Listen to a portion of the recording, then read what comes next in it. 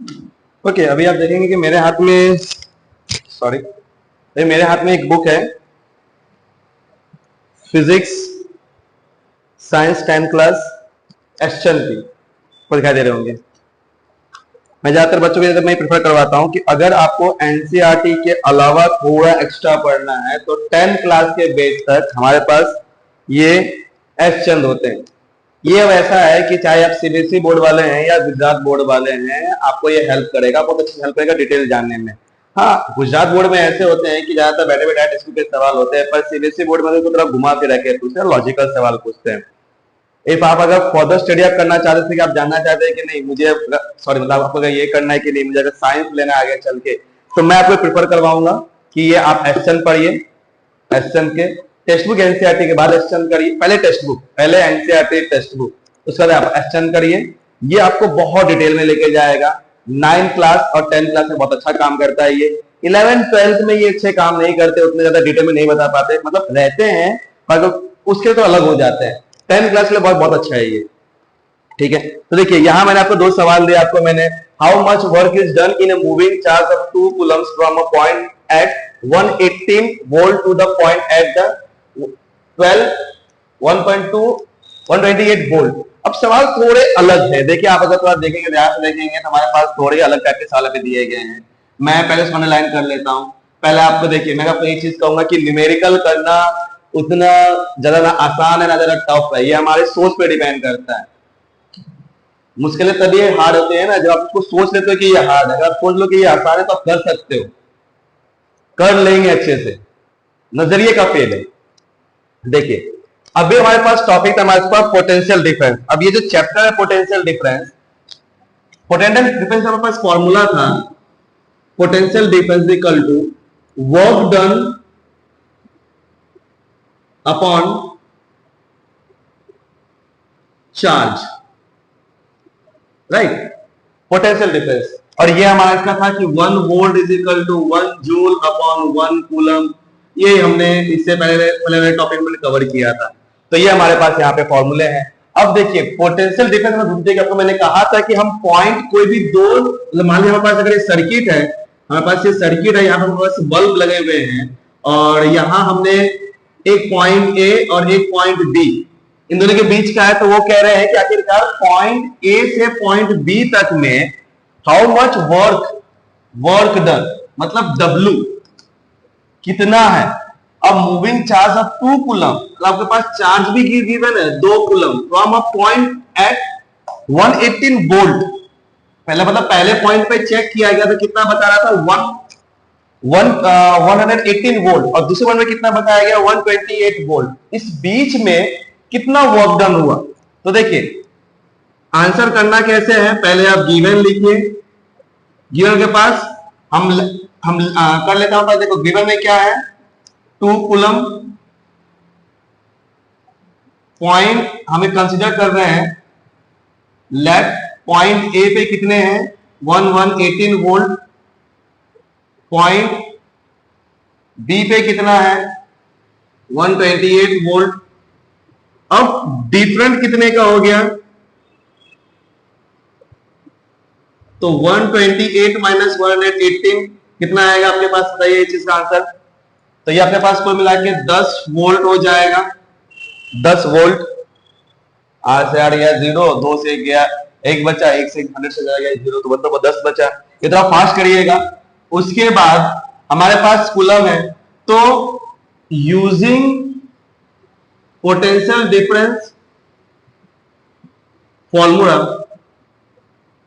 1 volt, देखिए formula क्या है, volt is equal to work done upon charge.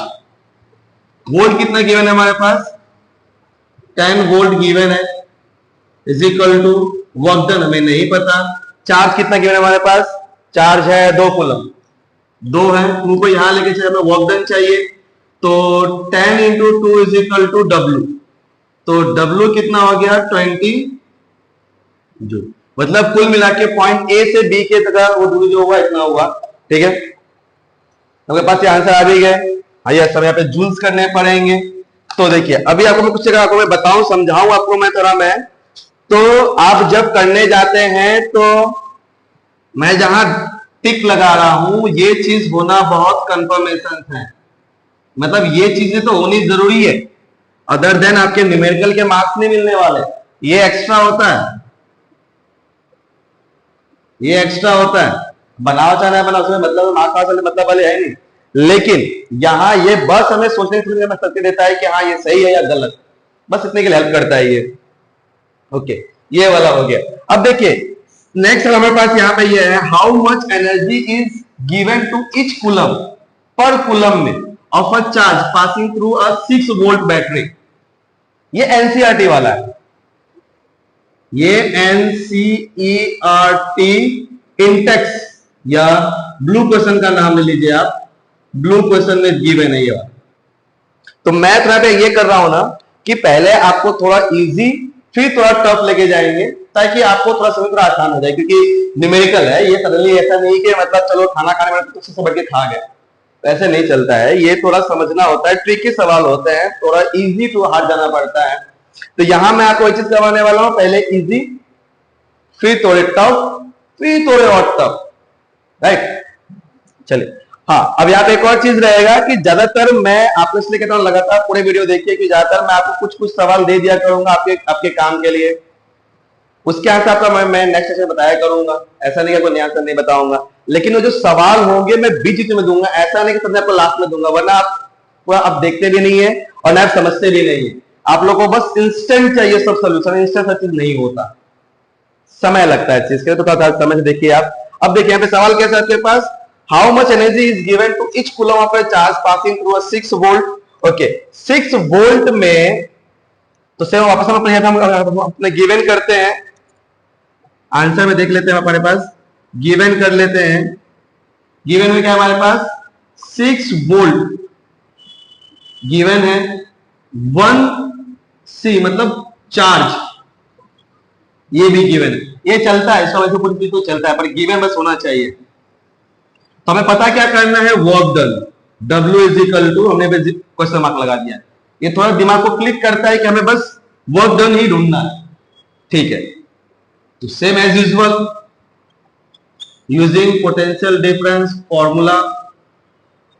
Okay, तो हमें क्या चाहिए, work done, volt is equal to work done upon charge, work done चाहिए बाकी सी को तो भेज दो, W is equal to volt into C, volt कितना था आपके पास 6 into 1 is equal to 6 joule.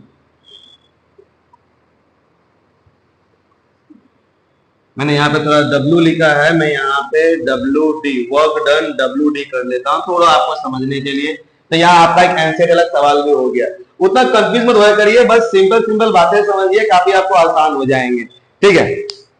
देख लीजिए हमारे पास देसी रजिस्टर है, ठीक, सॉरी इसमें मैंने मिटा दिया, चलेगा, आप देख लीजिएगा थोड़ा रिवाइंड करके।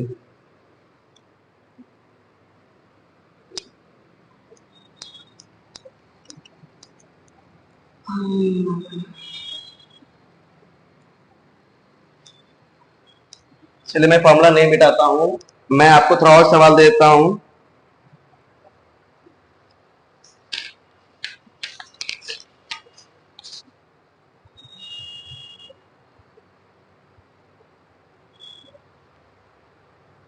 देखिए सेम अभी आपने जो एनसीईआरटी जो सवाल किया ना एनसीईआरटी वाला, सेम वैसा ही उसी के बेस पे, या मैं कह सकता हूं कि इसके पहले जो हमने जो सवाल किए, मैं आपको वैसा को सवाल दे रहा हूं, मैं आपको ये होमवर्क दे रहा हूं, ये आपके लिए होमवर्क के लिए है, ठीक है।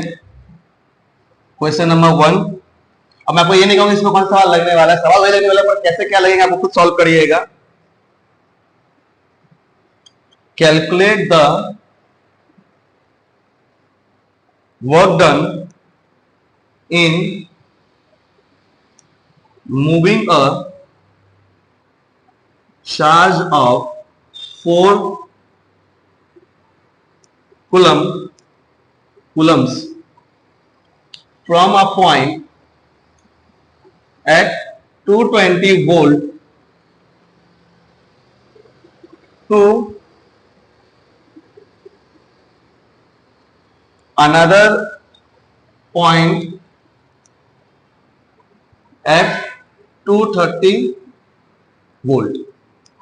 अब ये आपका सवाल है। दूसरा ये भी आपका, मैं आपको सवाल को सवाल दे रहा हूं, how much energy is transferred by a 12 V लिखा है मैंने सिर्फ, power supply to each coulomb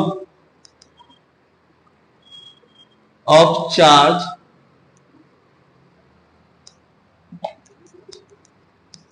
which it move around a circuit. देखिए, दो सवाल है, मैं बाकी दोनों का आपको मैं आंसर देता हूं।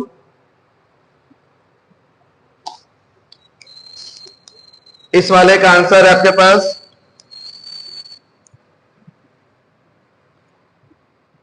14J। हम मैं ये नहीं बताऊंगा कि J क्या है, आप खुद पता करिए।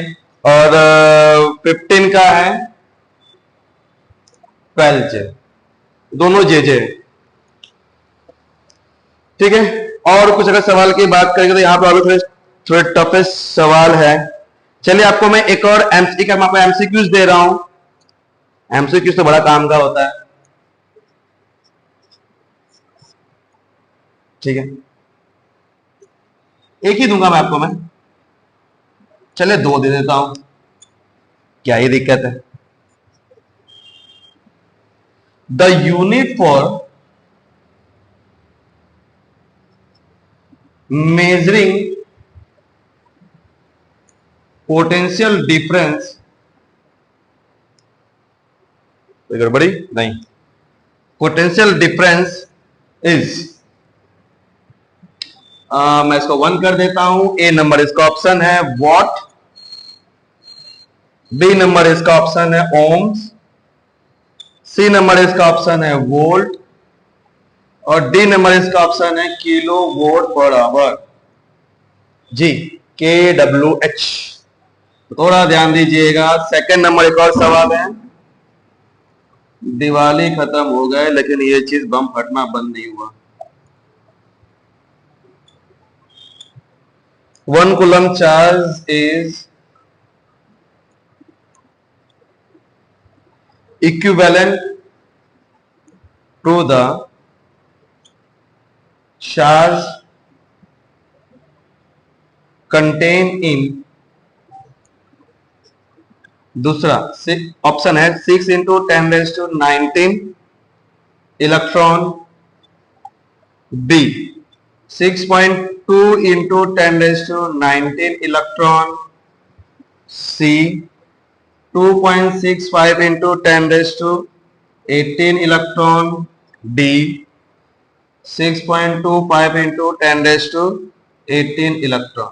अब देखिए, आपको लगेगा कि ये कैसा है, तो आप राइट आंसर बोल दो कि आपके पास ये आंसर है। हाँ, 21 ये आंसर है। तो इसका मतलब आपने टेक्स्ट बुक रीड किया है। मैं आपको ऐसे सवाल क्यों दिया, आपको लगेगा ऐसे सवाल क्यों दिया, कि मैं कई बार कहता हूं ना कि टेक्स्ट बुक को पढ़ते रहिए, टेक्स्ट बुक के लाइन को पढ़ते रहिए। क्या होता है कि टेक्स्ट बुक के लाइन से ही बैठ के ही MCQs, fill in the blanks, true और फॉल्स क्वेश्चन आंसर बन के आते हैं। ये तो गुजरात बोर्ड वाले हैं तो उतना टफ में लेके नहीं आते, पर सेक्शन उनका थोड़ा टफ आता है। और यही सीबीएसई बोर्ड की बात करें तो उनका तो आज तो घुमा दिया जाता है, आईसी बोर्ड ले लो तो बहुत घुमा दिया जाता है। इसीलिए मैंने अपना सवाल ले लिया है मैंने। अब मैं आपको इसके आंसर नहीं दूंगा, क्योंकि इससे अगर आपको अगर इसके आंसर बता दिया तो फिर मतलब ही क्या, एमसीक्यू देखिए, एमसीक्यू में सॉल्व करना रहता है। एग्जाम के समय आपको ये हैबिट होनी चाहिए कि 1 मिनट के अंदर एक एमसीक्यू कर सकें। मैं वो बताऊं कितना फास्ट करना रहेगा, पर ये आपको तभी आ पाएगा जब आपने टेस्ट बुक रेडी किए हैं। तो ये आपके पास ये रहे और ये आपको होमवर्क है। ठीक है, चलिए, गुड नाइट।